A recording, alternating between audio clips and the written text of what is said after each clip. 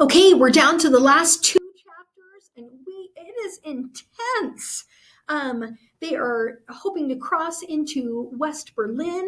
They have, the Lowe family there. They've got Mama and Fritz and Gerta, and they're trying to get over to meet on the other side with Papa and Dominic. And then they have Officer Mueller with them, and he's brought his wife and baby. And then, lo and behold, who appears there at the welcome building? Anna and her family, and they are all wanting to cross together. Okay, let's dive right in and find out what's going to happen. This quote right here that begins this chapter is from Dr. Martin Luther King Jr. We know who he is, right? He's an American civil rights activist, and this quote says, "Freedom is never voluntarily given by the oppressor. It must be demanded by the oppressed." That means the person who is oppressing somebody or keeping somebody from having freedom is not going to be the person that allows you to have freedom. You have to demand that you require freedom. Okay, great quote. That's actually a very famous quote. Okay, let's get to it. Once we were close enough to see him, Fritz motioned that the gap was open and to hurry. Women and children were to go through first, which was fine by me, but Anna didn't seem to be adjusting as well to the closed-in tunnel. I took her clammy hand and half dragged her to the very end, then whispered that everything would be all right, even if I wasn't convinced of that yet. Frau Mueller was there too, and Fritz told her to lie on her stomach and crawl through the low opening. She thrust her baby into my arms while she went through. I hadn't expected that, and took her child somewhat clumsily. The baby reacted to the awkward change of position and began fussing in my arms. I bounced him and tried to coo at him, but he must have sensed my own anxiety and started crying louder. Uh-oh. Now they've got a crying baby to add to their problems. Okay, top of page 306. "Stop him," Fritz hissed. But I didn't know how. I was certain that somehow this baby could sense the panic inside me, and so everything I tried only made him more upset. Then, without even asking, Anna took the baby from me and cradled him in her arms as comfortably as his own mother had. He instantly quieted down until Frau Mueller said that she was through, and then Anna crouched down to pass the baby through the opening into her hands. Anna had saved the moment, Anna had saved the moment, but just as important, the baby had forced her to gather her own courage enough to go through the gap, an opening so small that it didn't look like it should be able to accommodate her body, much less any of the rest of us. Fritz told Mama to go next, and Anna's mother would be next after that. I got in place for my turn and watched my mother easily slide through the gap. I heard her brief reunion with my father and could only imagine what it must have taken for her to push away from him as he begged her to keep running to the end. Anna's mother went next, but she was too close to one edge and got stuck. She panicked and began squirming and kicking, trying to roll over to her back.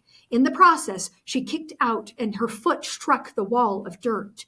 Instantly, a large chunk crashed down on her upper legs. She gave a cry, though I didn't think she was seriously hurt. Top of page 307.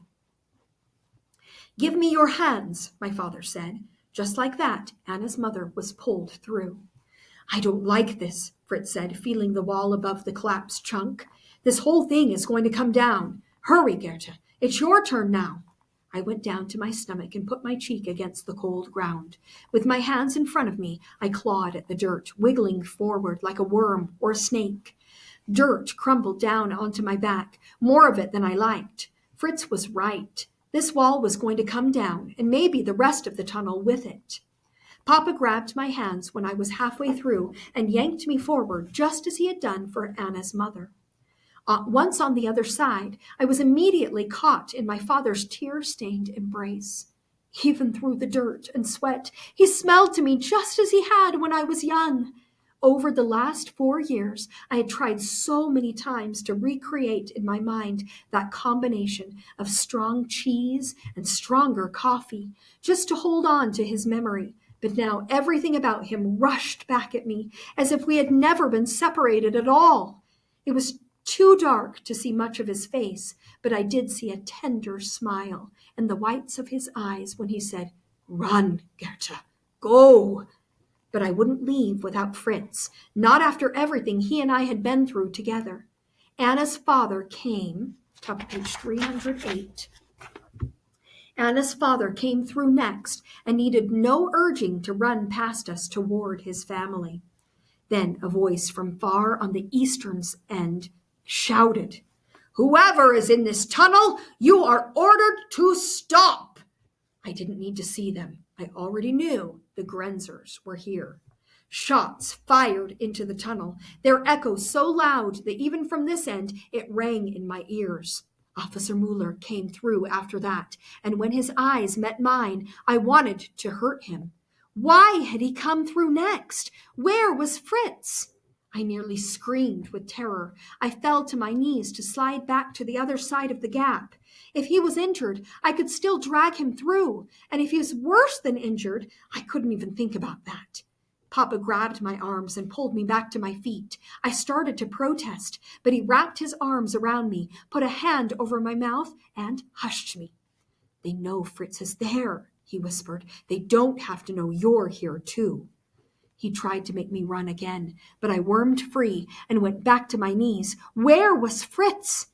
Then I heard his head poke through. Then I saw his head poke through. He was alive, but wasn't wiggling through as quickly as he should have. Working together, Papa and Officer Mueller pulled him through. "I'm shot," he said through clenched teeth. "A bullet got my leg." Papa helped him to his feet, then motioned for me to come over. "Get him out of this tunnel," Papa said. "Bear up his weight." Top of page 309. "I will." I wasn't sure how, but I would get him out. Fritz wrapped one arm around me and used the other to brace himself through the tunnel. He couldn't use his injured leg at all, and whenever we moved too fast or it bumped against a rock, he grunted with pain and clutched my shoulder so tight that we both nearly collapsed. Still, we kept going forward. I had the strength to support him, but not the height, and he had to lean over too far. Papa would have done better. Where was he? What about Mueller? What were they waiting for? After several meters, more gunfire echoed in the tunnel. With a strange cracking sound, the bridge between our two tunnels collapsed. That's what Papa was doing then. Shots still rang, but they wouldn't pass through the dirt. The Grenzers were trapped behind us, but a lot of tunnel remained ahead. In the dim light, I could see where Papa had put in supports to hold up the dirt roof, but they weren't as strong as Fritz's bricks, and dirt rained down on us, some of it in large chunks that signaled a bigger collapse was coming. Suddenly, several meters ahead, shovels pounded in the ground. Their crunch and plunking sounds were all too familiar to me now. Maybe we'd left officers behind in the tunnel, but more of them were in the death strip directly above us. The layers of dirt to the surface weren't nearly thick enough to hold them out for long. I wondered where the outer wall was when we would, top of page 310, when we would pass beneath it. Wherever it was, I knew we hadn't crossed it yet, not with the length of tunnel still remaining. "Ah!" Fritz's leg bumped into some protruding rock, and his hand pinched my shoulder so tight that I wanted to cry out too. "I'm sorry," I mumbled. "I'm slowing you down." Fritz leaned heavier on me and swayed as if he was dizzy. "Leave me here." "That's the dumbest idea you've ever had," I told him. "Stay with me, Fritz. We're going to make it." Then Papa and Officer Mueller ran up behind us. Papa picked up Fritz in his arms, drawing strength I never imagined he had to run with a body nearly as large as his own. And Mueller grabbed my hand to pull me along with him. I yanked it free and dug my feet into the ground. Maybe he was on our side, but just barely. My family had taken all the risks to get us this far, while he had stayed in the safe zone just in case things turned bad. I didn't want his help now and certainly didn't need it. But Mueller didn't seem to care. He grabbed my arm again, and this time his grip had no forgiveness. I would run at his side or get dragged behind him. Okay, so Mueller's just grabbing her no matter what and trying to help her along. Papa and Fritz weren't far ahead of us, but they rounded a short bend out of our sight, and I held my breath. Mueller probably didn't think of himself as a Grenzer anymore, but I still did. Okay, we're at the top of page 311. Then, right above our heads, one of the holes being dug crashed through from the surface. Dirt cascaded over us, and a large rock fell at my feet, momentarily forcing Mueller and me back. I looked up, expecting to see starlight, but saw only shadows of several Grenzers standing over the hole. There were foul curses and orders being shouted to widen the hole, but Mueller steered me around the rock so we could keep running. Then a hand reached down into the tunnel with a gun at the end of it. It aimed directly at me, so that even in this dim light, I thought I could see directly down the barrel. I froze, as if every part of me had just turned to ice. All that remained was for someone to order him to fire. Okay, very last chapter. Let's get right to it. We're at the top of page 312, where the quote says, and this is from John F. Kennedy, one of our U.S. presidents, "All free men, wherever they may live, are citizens of Berlin. I take pride in saying, ich bin ein Berliner." Okay, you can feel free to look that up, what the meaning of that. Okay, Mueller gave me a hard shove, forcing me toward the bend, then turned back and reached for the gun, evidently hoping to grab it before any damage was done. I rounded the bend in time to hear the echo of gunshots inside the tunnel and a body's collapse onto the ground. Okay, so someone has been shot. I wanted to keep running. I couldn't be more than a minute away from safety, but I also couldn't ignore that Mueller had just saved my life, putting himself between the gun and me. I had to help him. I crept back to the bend. The hand with the gun was gone, but shovels were digging back into the dirt, widening the hole. Mueller was on the ground directly below them. There was enough moonlight now that I could see the blood on his chest. Only a few nights ago, I had grabbed a heavy door and, top of page 313, and dragged it beneath the eyes of the watchtower. This wasn't much different. The same eyes were above me now, and I had escaped their guns once before. I pried my arms beneath Mueller's shoulders and locked my hands together across his chest. I felt his blood there, warm and sticky, and it took all my courage to stay with him.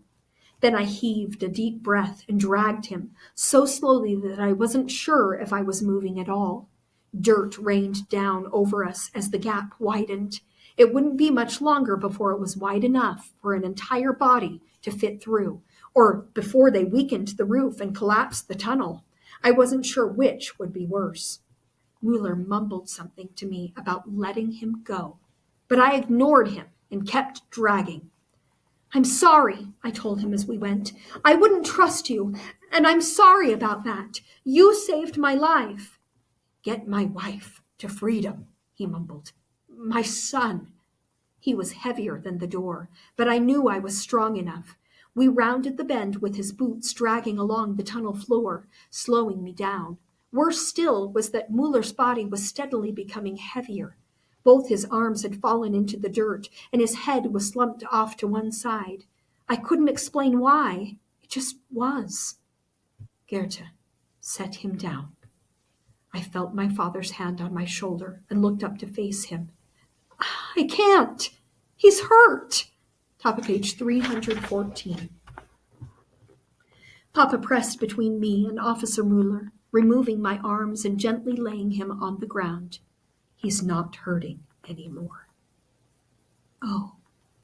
I backed against the dirt while my father felt for a pulse at the base of Mueller's neck. He turned to me and shook his head. I was wrong about him. That was all I could say, and it didn't seem like nearly enough. Papa took my hand. "Let's go, Goethe." I started to protest, but we heard orders above ground for a man to be lowered into our tunnel. Wordlessly, I let my father lead me away. The officer who had dropped into the tunnel behind us ordered us to halt, but by that time, we were too far away for his gun to be fired at the right angle, and then, suddenly, he stopped calling for us, and I knew why. Just ahead of us in the dirt, Papa had stuck the striped flag of West Germany as a place marker. After 3 more steps, we passed beneath the Berlin Wall. We might not be out of the tunnel, but we were in the West. We were in the West. I could scarcely believe it. I felt like I was moving in a dream, one I hoped would never end. Only a few meters ahead, I saw the end of the tunnel. I first mistook the dim light for sunrise and then realized it was a nearby streetlight. A single star in a sea of darkness. Top of page 315. I emerged from the tunnel in a small graveyard, blocked from the watchtower's view by the caretaker's shop. And from a hole disguised as a grave, I rose up to greet the coming morning. West German soldiers were here with their weapons drawn, making it clear that the Grenzers had missed their chance at us. They would not be allowed to step even a single toe into this half of the city. I filled my lungs with the fresh air, too exhausted to even sit down. Papa squeezed my shoulder and then went over to talk to Frau Müller. I could hear what they said, but I did not see her tears as she cradled her baby close to her. Anna's parents went over to help comfort her. From there, my eyes drifted to the Berlin Wall, the side of it we had never seen before in the East. It was covered in graffiti and signs protesting its very existence.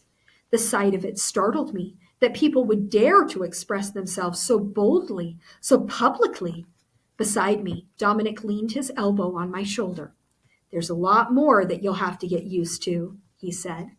"I look forward to it," I mumbled, then jabbed him in the side, the first time in 4 years I'd been able to tease him back. Mama hugged me, and then we all walked over to Fritz, who was being cared for by one of the West German officers. The smile on his face was so wide that nobody would have suspected the injury to his leg. Okay, remember, he was shot in the leg. Poor Fritz. Sounds like he's a happy guy, though. He's made it to the West. Okay, top of page 316. "You did the impossible," Mama said, cradling each of our faces with her hands one at a time. "I could only sit back and hope, but you 3 children made it happen." I hugged Anna next. "I can't believe you came," I said to her. "You made me think about Peter, about what he would want us to do." Then her smile fell. "But I'm sorry about one thing. I promised you that I wouldn't tell anyone about the tunnel until tomorrow. I didn't even get halfway home before I knew I'd be breaking that promise with my parents." I only hugged her even tighter. "You can break those kinds of promises to me anytime you want." My father was there to hug me last of all. I had never seen him weep before, but now his tears flowed freely, and he smiled through them. He held me back so he could look at me better, and brushed his hand over my hair and across my shoulders. I knew how I must have looked, filthy, bone-tired, and even blood-stained, but he only gazed at me like he might look upon an angel. "My precious daughter," he said, "so brave, so bold. Officer Muller's family. They are part of our family now." He looked at all of us, then back to me. "How should we celebrate our freedom?" I smiled back at him. "Maybe we could all sleep for a few hours," I said. "And then I thought we'd go to the market together to get something to eat." Top of page 317. He chuckled. "And what might you want from the market?" "A banana." I'd been planning to ask for one since the first day of digging. He hugged me again. "You shall have one today." Only a few short hours later, I felt sunlight on my face. The sun never rises in the West, but that day it did. For me and for my family, the long, dark night was over. Ah, what a beautiful ending to just a beautiful story. I hope you enjoyed reading A Night Divided by Jennifer Nielsen. And we have one last quote. It is a German proverb, and they give the quote, the author gives the quote in German, and then she gives the translation. It says, "History repeats itself." And that is a great warning to end this book, right? It is really important that we learn our history, even our dark history, so that we can never repeat it. All right.